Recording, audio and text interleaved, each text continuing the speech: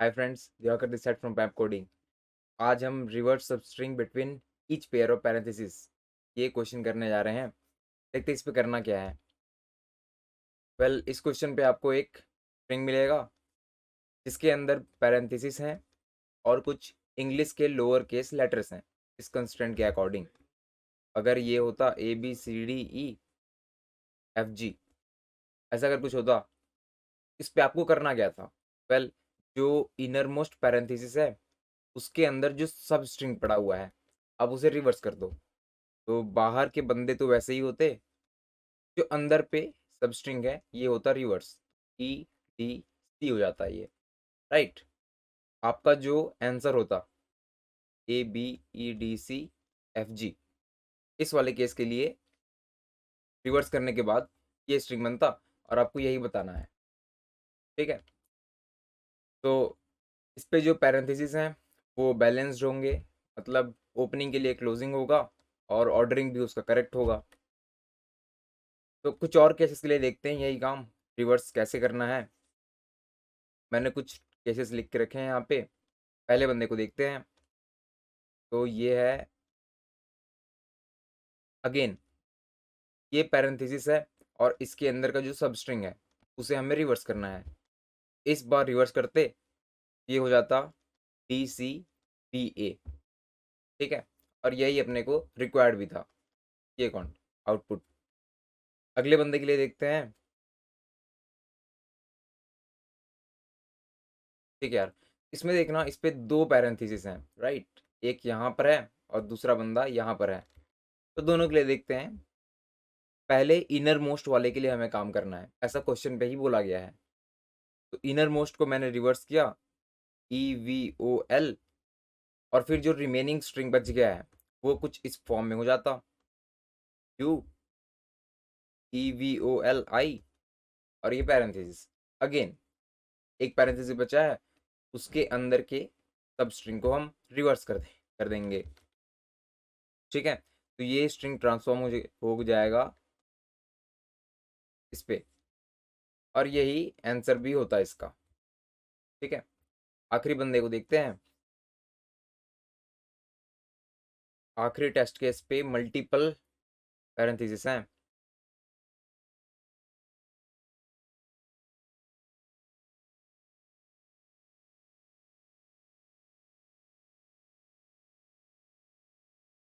ठीक है यार, तो इस इनपुट के लिए देखते हैं क्या करना है। सबसे पहले इनर मोस्ट वाले को सॉल्व करते हैं। ये पूरा जो स्ट्रिंग है NIPC, अब इन बंदों को अगर मैं रिवर्स करता हूँ तो ये हो जाएगा OD। ठीक है यार, अगला जो इनर मोस्ट पैरेंथेसिस है ये वाला है, इसे रिवर्स करते हैं DOCP। जो रिमेनिंग स्ट्रिंग है वो ये बच गए हैं। अगेन ये बंदा है इनर मोस्ट पैरेंथेसिस, अभी बाकी सभी सॉल्व हो चुके हैं। इसे रिवर्स करते हैं PEPCODIN।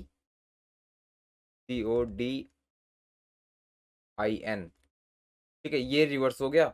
और जो पैरेंथेसिस के बाहर है, राइट, बाहर भी हो सकता है स्ट्रिंग, तो इसे आपको कुछ भी नहीं करना, ये तो ऐसे ही आ जाएगा। तो जो रिजल्टिंग स्ट्रिंग बना वो है पैप कोडिंग, और यही बनना था। ठीक है, तो आप इसे सॉल्व कीजिए और मिलते हैं सॉल्यूशन वीडियो पे। ठीक है यार, तो देखते हैं इसे कैसे सॉल्व करना है। अगर आपने पिछले के 2 क्वेश्चन किए होंगे तो ये क्वेश्चन आपके लिए बहुत ईज़ी होगा। कैसे?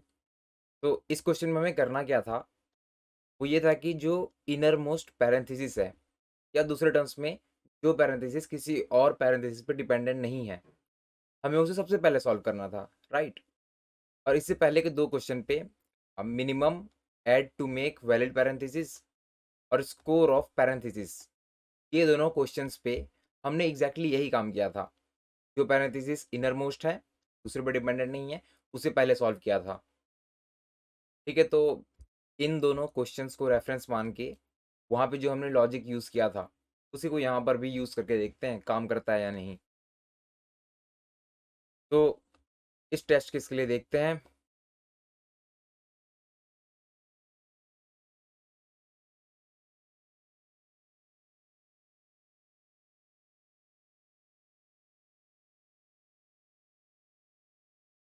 ठीक है यार, तो बेसिकली हमने पिछली बार किया क्या था, एक स्टैक बनाया था और इसमें से सभी एलिमेंट्स को लाइन से स्टैक पे ऐड करते गया था, और जब क्लोजिंग ब्रैकेट आता है तो हमने ओपनिंग तक काम किया था, राइट। तो इस बार भी वही उसी एल्गोरिथम को यूज़ करते हैं। पहला बंदा आया ओपनिंग ब्रैकेट, मैंने इस स्टैक पे एज इट इज़ पुश कर दिया। दूसरा बंदा एन आई स्ट्रिंग आया, again opening bracket, P C opening bracket, T O, अब आया क्लोजिंग ब्रैकेट। ठीक है, तो अभी अगर आप इस स्ट्रिंग को बाहर से ही देखते हो, सबसे पहले ये बंदा सॉल्व होना था और इसके रिप्लेसमेंट पे ओ डी आना था, क्योंकि इसे हमें रिप्लेस करना है, राइट। तो यहाँ पर भी वही काम करेंगे। यहाँ पर जब क्लोजिंग ब्रैकेट आने वाला था, ये वाला, इस बार मैं ओपनिंग ब्रैकेट तक सारे कंटेंट को पॉप करूँगा। ठीक है, अभी रिवर्स कैसे करना है इस पे हम फोकस नहीं करते, बल्कि इस लॉजिक को देखते हैं यहाँ पर वर्क कैसे कर रहा है। तो अभी फेथ रखते हैं कि इस इतने कंटेंट को मैं यहाँ से रिमूव करके रिवर्स भी कर लूँगा। रिवर्स करने पे ये हो जाएगा ओ डी। ठीक है, इतने कंटेंट को मैंने यहाँ से निकाल दिया और इसके रिप्लेसमेंट में मैंने ओ डी ये वर्ड डाल दिया।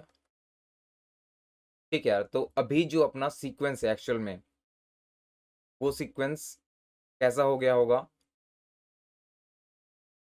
वेल एग्जैक्टली इतने कंटेंट को मैंने रिमूव कर दिया और उसके रिप्लेसमेंट में ओ डी को डाल दिया है। अब अगेन आगे देखा मैंने एक और क्लोजिंग ब्रैकेट है। तो अगर आप ऊपर से देखो, अभी अगर इतने बंदे को मैंने सॉल्व कर दिया, तो अगला जो ब्रैकेट सॉल्व होना चाहिए वो यहाँ से यहाँ तक वाला ये होना चाहिए, राइट। और मेरे स्टैक पे भी वही आ रहा है। ये बेसिकली प्रीवियस क्वेश्चन का लॉजिक था जो हमने यूज़ किया था। अगेन यहाँ पर क्या करना है, मुझे ओपनिंग ब्रैकेट तक सभी को रिमूव करके रिवर्स करना है, राइट। तो इतने स्ट्रिंग को अगर मैं रिवर्स करूँ तो डी ओ सी पी ये बन जाएगा। इसके रिप्लेसमेंट में इस बंदे को डाल देता हूँ मैं, डी ओ सी पी। ठीक है, तो अगर यहाँ पर भी देखें तो ये सारे बंदे को मैंने काम कर लिया और यहाँ पर आ गया है डी ओ सी पी।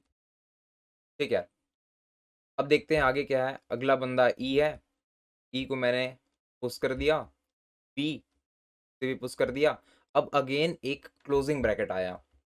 अगर मैं यहाँ पर क्लोजिंग ब्रैकेट लिखूँ तो इतने बंदे इस पैरेंथेसिस के अंदर आते हैं। तो मुझे अगेन इस सब स्ट्रिंग को रिवर्स करके यहाँ पे रखना होगा इनके रिप्लेसमेंट में। वही काम करते हैं। इस बार इन्हें अगर मैं रिवर्स करता तो P E P C O T I N इतना रिवर्स स्ट्रिंग बनता। ठीक है, तो इसके रिप्लेसमेंट में इस बंदे को डाल देते हैं, P E P C O T I N, right. अब अगला बंदा आया जी, से पुश कर दिया। ये बेसिकली मेरा पूरा पूरा आंसर हो चुका है जो आना चाहिए था इतने बंदे का पूरा काम करने के बाद। ठीक है, और ये करेक्ट भी है। मतलब जो हमने पहले लॉजिक देखा था पिछले दो क्वेश्चंस पे, वो सेम लॉजिक को हम थोड़ा मॉडिफाई करके वर्क कर सकते थे यहाँ पर भी। यहाँ बेसिकली काम जो था वो रिवर्स करने का था, तो हमने रिवर्स वाला लॉजिक पे एक्स्ट्रा से रिवर्स वाला फंक्शनैलिटी डाल दिया। ठीक है यार, तो एल्गोरिथम तो काफ़ी सही चल रहा था, लेकिन अभी भी हमें ये नहीं पता कि हम उसे रिवर्स कैसे करेंगे, सब स्ट्रिंग्स को रिवर्स कैसे करेंगे। तो सब स्ट्रिंग को रिवर्स करने वाला काम देखते हैं। इस टेस्ट केस के लिए देखते हैं कि हम रिवर्स कैसे करेंगे।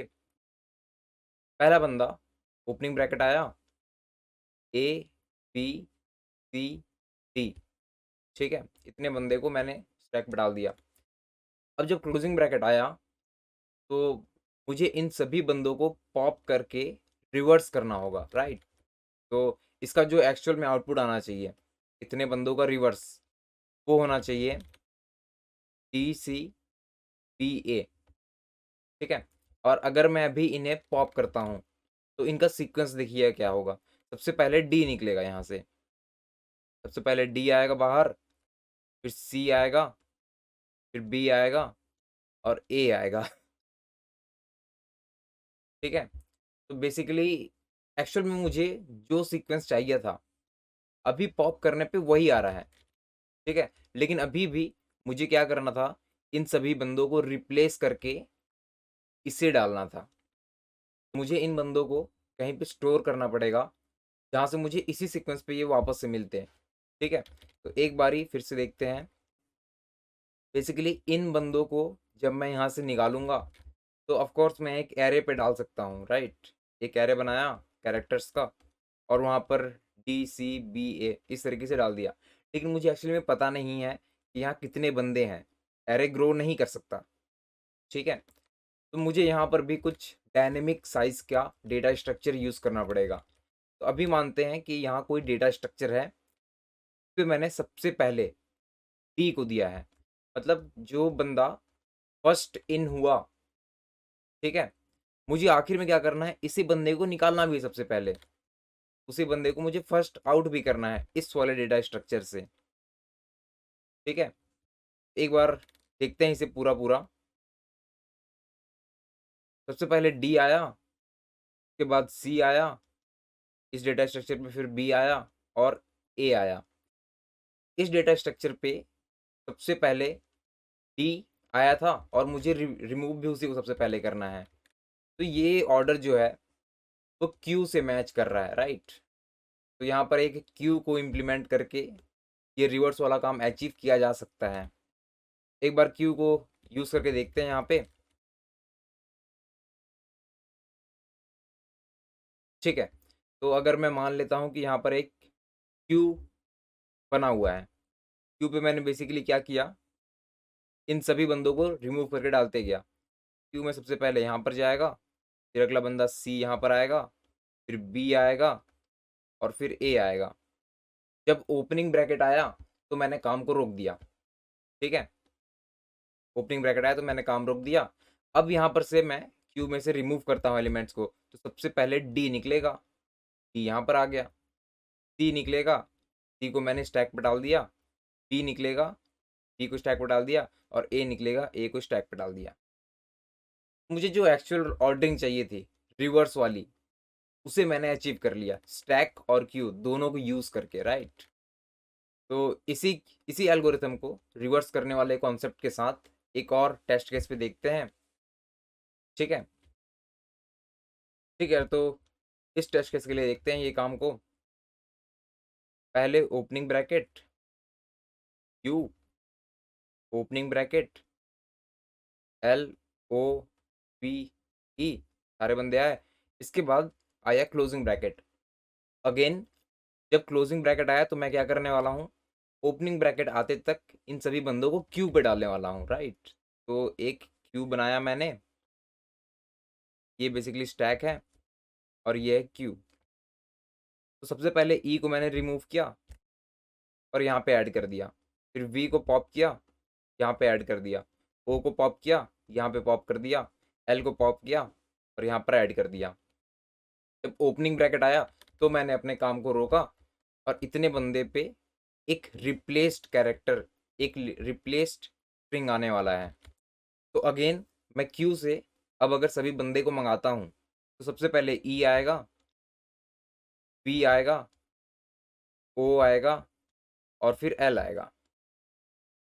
ठीक है, तो इस बारी जो मेरा सीक्वेंस एक्चुअल में होना था, इतने बंदे को रिवर्स करने पे EBOL इनके रिप्लेसमेंट पे आना था।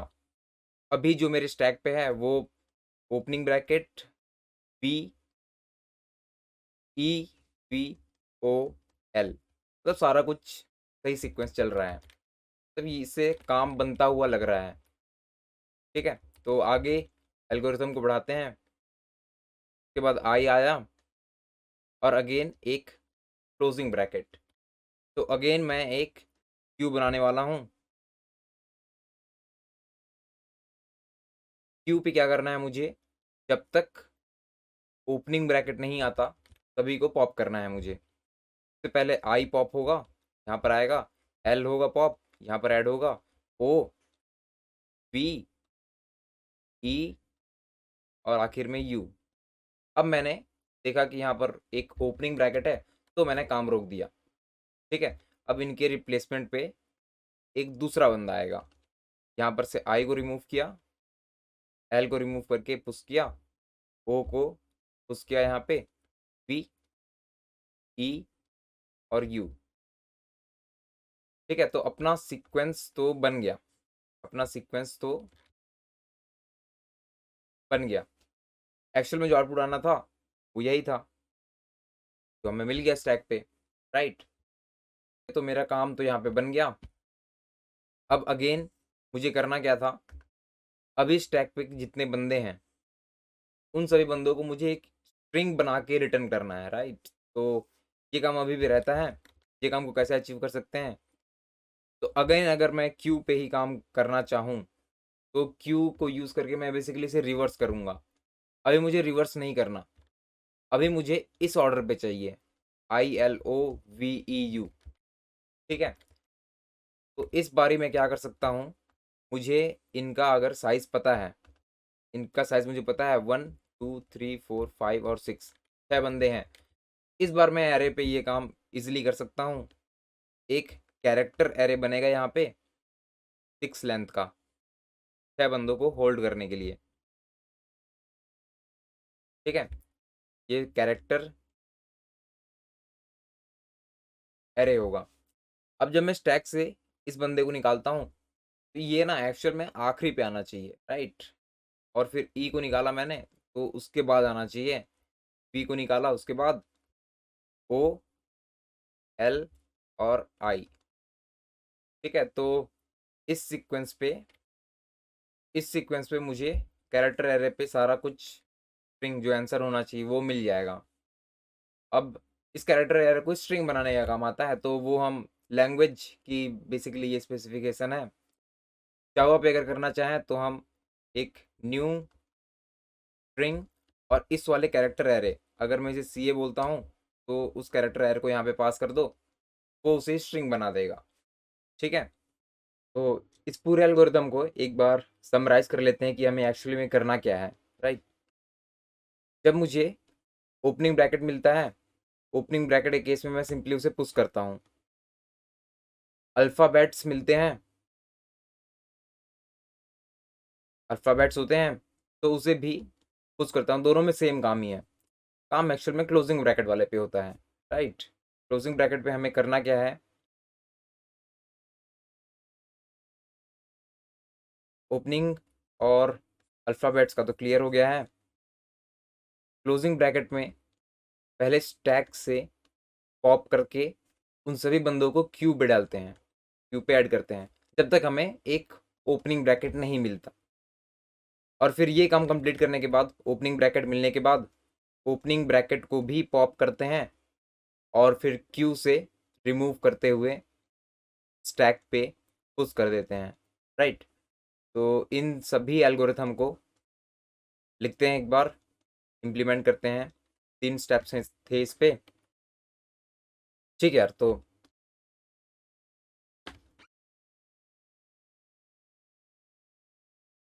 स्टैक यहाँ कैरेक्टर टाइप का बना लेते हैं।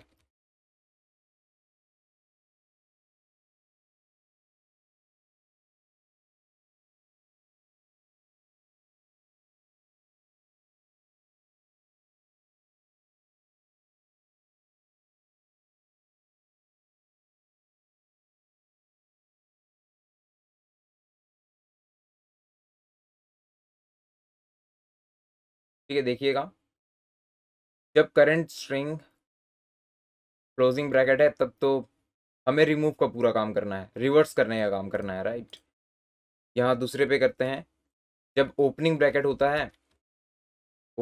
होता है या फिर ABCD कैरेक्टर्स होते हैं तो उसे सिंपली हम स्टैक पे पुश कर देंगे।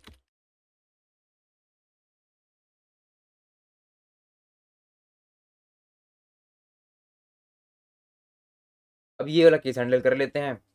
इस पे हमारा स्टेप्स क्या था, एक क्यू बनाओ कैरेक्टर्स का,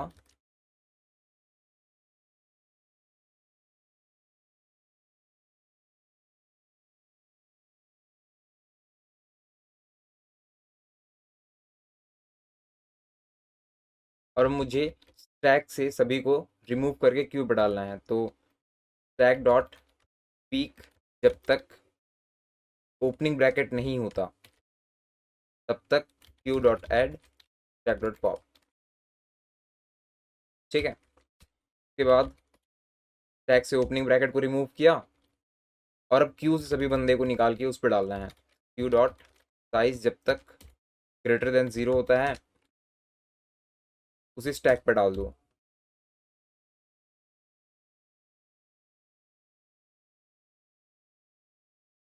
ठीक है, तो अपना एल्गो ये कंप्लीट हो चुका है। अब हमें आंसर बनाने का काम करना है सिर्फ। आखिरी में देख लेते हैं आंसर कैसे बनता है। मेरे एक्चुअल स्टैक पे जो भी कंटेंट बचा उतने लेंथ का एक कैरेक्टर एरे बनाना है, राइट। और कैरेक्टर एरे पे आखिरी से इन्हें फिल करना शुरू करना है। तो ये काम करते हैं।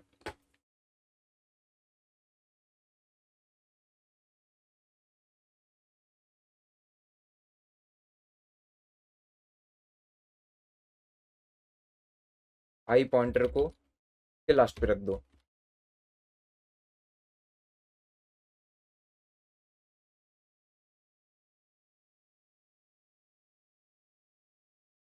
ठीक है, तो स्टैक से मैंने एक एक करके बंदों को पॉप किया, ith इंडेक्स पे रख दिया और फिर उसे पीछे ले जाते हैं।